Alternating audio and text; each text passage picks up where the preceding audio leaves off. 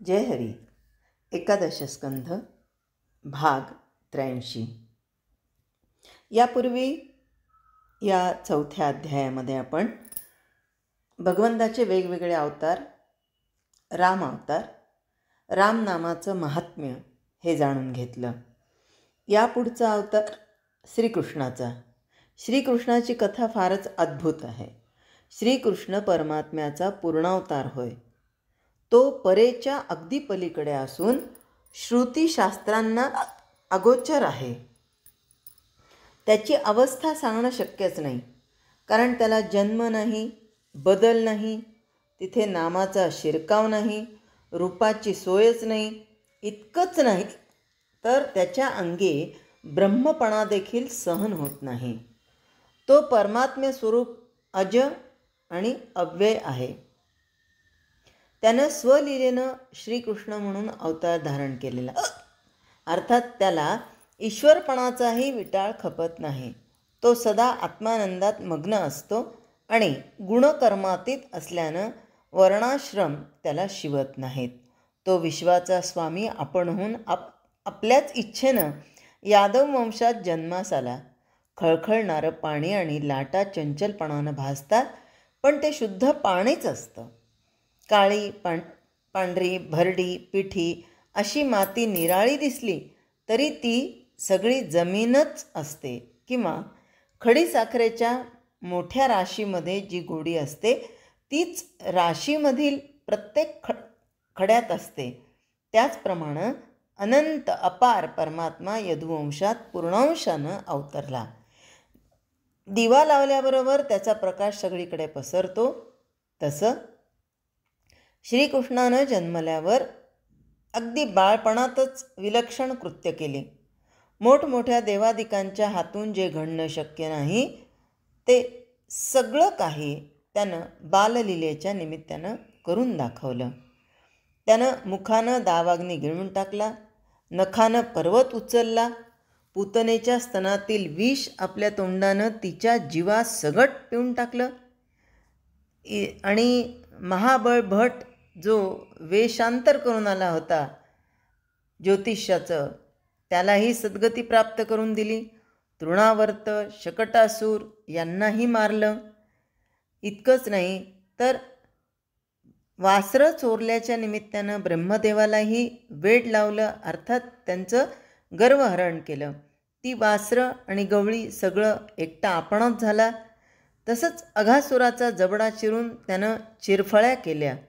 कालिया सर्पाच्या फडा नाचून नाचून कुटल्या आणि यमलोकात शोध करून गुरुचा पुत्र आणून दिला.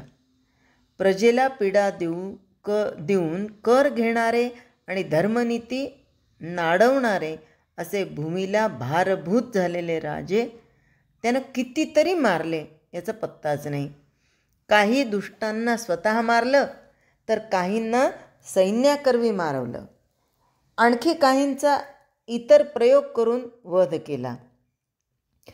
कुठे भाऊबंधातच कलह पेटवून त्यांचा नाश केला, तर कुणाचा अग्रपूजेच्या निमित्तानं वध केला, अर्थात इथे शिशुपाल, दंतवक्र वगैरे. श्रीकृष्ण अधर्माला शासन करतो आणि धर्माचं महात्म्य वाढवतात. जे त्याचे निस्सीम भक्त असतात तेच त्याच्या सुखाला प्राप्त होतात. साधूंना नित्य नव्या स्वानंदाचा अनुभव देणं हे त्याच्या लीलांचं मर्म आहे. मूर दैत्यानं अनेक स्त्रिया धरून अंतःपुरात कोंडल्या होत्या. त्याचा वध करून श्रीकृष्णाने सगळ्या स्त्रियांना मुक्त केलं, म्हणून तो मुरारी झाला. तसंच मधुकैठप दैत्यांचा संहार केला, म्हणून त्याला मधुसूदन म्हणतात. आता श्रीकृष्णाच्या अवतारानंतर बौद्ध अवतार झाला आणि तोच सध्या चालू आहे. या अवताराबद्दल 1-2 गोष्टी अशा लक्षात ठेवणं अवश्य आहे. बौद्धावतारात म्हणजे गौतम बुद्धाचा अवतार नव्हे बरं का हा, तर राम आणि कृष्ण या अवतारामध्ये भगवंतांनी मानवी देह धारण केला आणि पुष्कळ मानवी कर्म केली. परंतु बौद्धावतारामध्ये त्यानं मौन धारण केलं आहे आणि त्याला मानवी रूप नाही, अव्यक्त आणि व्यापक रूपानं राहणारे हे त्याचं नाम, हाच कलियुगाचा अवतार होय. दुसरी गोष्ट ही की या युगामध्ये माणसाच्या अंतरंगात दोष उत्पन्न होऊन बहुजन समाज श्रद्धाभ्रष्ट होईल आणि इंद्रियांच्या मोहाला अधिक बळी पडेल.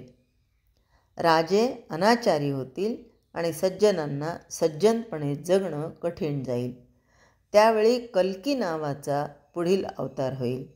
आपल्याला छळायला आलेल्या माणसाचं अंतरंग शुद्ध करून त्याला निर्वासन करणं हे या युगातील खऱ्या साधूचं लक्षण आहे.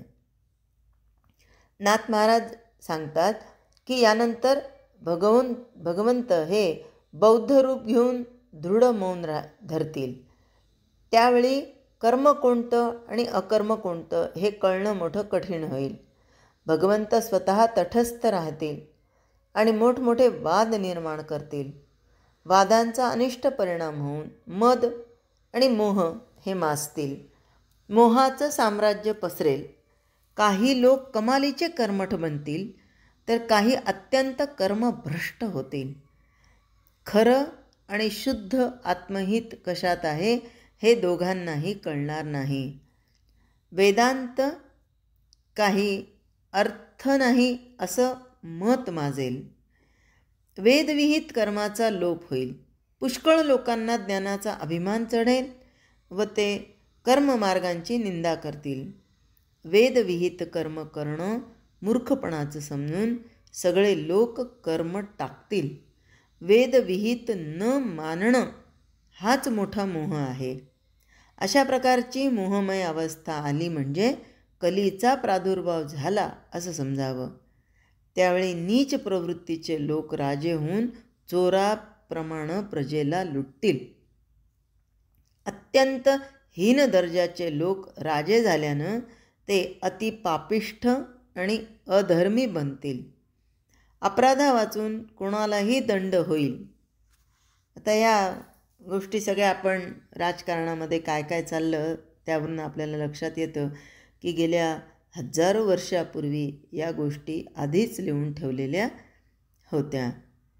आणि हीच अशी अवस्था जी की वास्तविक राजा स्वतःच प्रजेला नागविल. अपराधा वाचून कुणालाही दंड होईल आणि मार्गस्थ प्रवाशांना घेरून त्यांचं सर्वस्व लुटलं जाईल. राजे लोकांमध्ये आणि सत्ताधाऱ्यांमध्ये अशा प्रकारे अधर्म सुरू झाला म्हणजे भगवंताला चैन पडणार नाही. अधर्मी लोकांच्या गांजण्यानं स्वधर्मानं जगणं जेव्हा अशक्य होईल तेव्हा भगवंताला कल्की नावाचा अवतार घेणं भाग पडेल. आपल्या प्रबळ शस्त्रानं कल्की दुष्ट राजांचा संहार करील आणि मोहाचं मूळच उपटून टाकेल. त्यावेळी धर्माची पहाट होईल. सत्याला चौपट बळ येईल. वेदोक्त कार्य चालू होऊन सगळे लोक स्वधर्मानं वागू लागतील. संपूर्ण समाज पुन्हा भगवंताच्या मार्गानं चालू लागेल. भगवंताची नामं अनंत, त्याचे अवतार अनंत, जन्म अनंत, चरित्र आणि कर्म अनंत, त्याची कीर्ती पण अनंत प्रकारे उत्तम आहे. अर्थात भगवंताचा महिमा अगाध असून त्याच्या जन्मकर्मांना अंत नाही. इथे सांगितलेला त्याचा महिमा अगदी संक्षिप्त आपण आता बोललेलो होते. प्रत्येक अवतार घेताना भगवंत सगुण साकार होतो खरा, पण निर्गुणाचे गुण प्रगट करतच स्वतः कर्माचरण करून दाखवतो. भगवंताचे गुण आणि त्यांची कर्म ऐकून श्रोत्यांना प्रेमाचा पूर येतो आणि त्यांचं मनोधर्म शांत होतात. भगवंताची दिव्य कर्मे वर्णन करणारे हरिदास धन्य होत.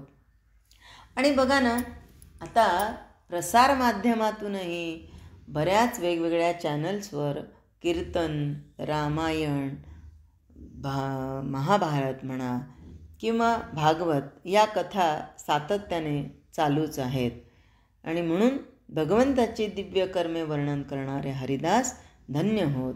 त्यांच्या भाषणानं श्रोत्यांचं अंतःकरण शांत होतं आणि ते शांत झाले की वक्त्याला स्वानंद सुख मिळतं.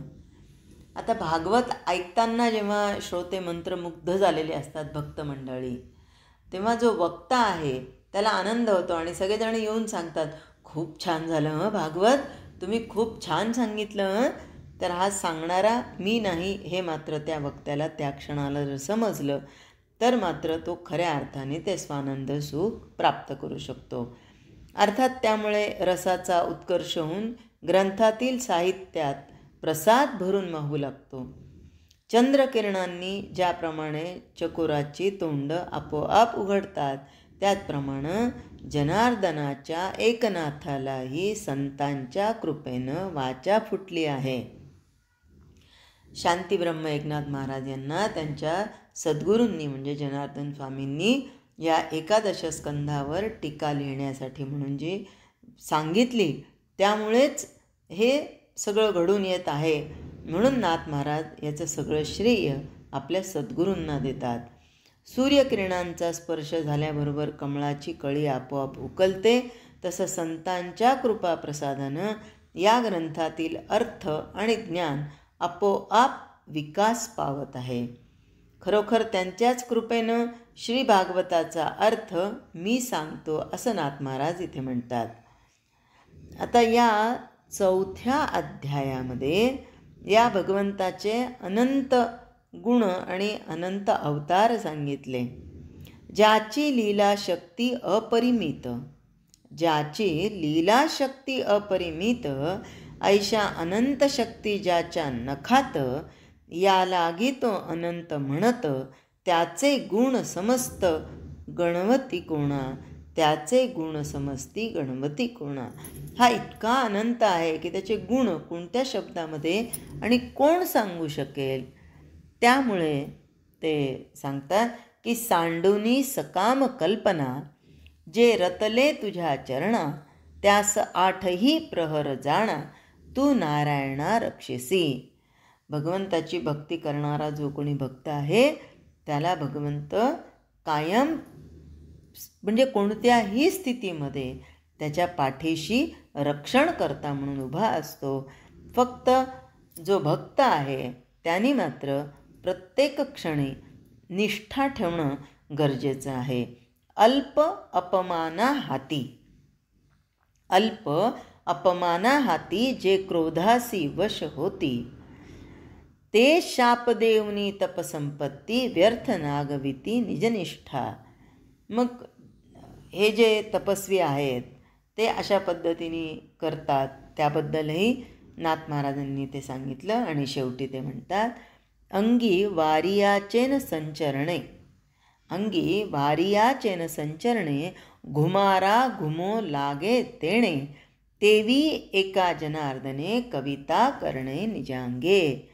म्हणजे वारा आल्यानंतर जसा तो आपोआप आवाज होतो त्याप्रमाणे ही जी काय कविता आहे, रचना आहे, ती जनार्दन स्वामी एकनाथाच्या कडून करवून घेत आहेत. म्हणजे नाथ महाराजांनी किती लीनता ठेवलेली आहे आणि त्यांच्याच कृपेनं श्री नाथ महाराज श्री भागवताचा अर्थ सांगत आहेत. आता 5व्या अध्यायातील विषय आपल्याला ऐकायचे आहेत. आपण उपासना करत करत गेलो की धर्माधर्माचा निवाडा करता येतो, अधर्माची गाठ सुटून जाऊ शकते आणि संतांचं हे गुणवर्णन ऐकून आपले कानही तृप्त होतात. नाथ महाराज म्हणतात, जनार्दनाच्या पूर्ण कृपेने एकनाथ ते सांगेल.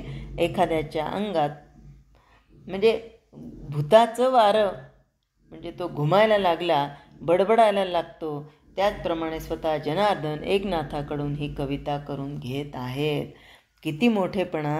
आणि स्वतःकडे काहीही नाही, फक्त सगळा मोठेपणा जनार्दन स्वामींना दिलेला आहे. जय हरी.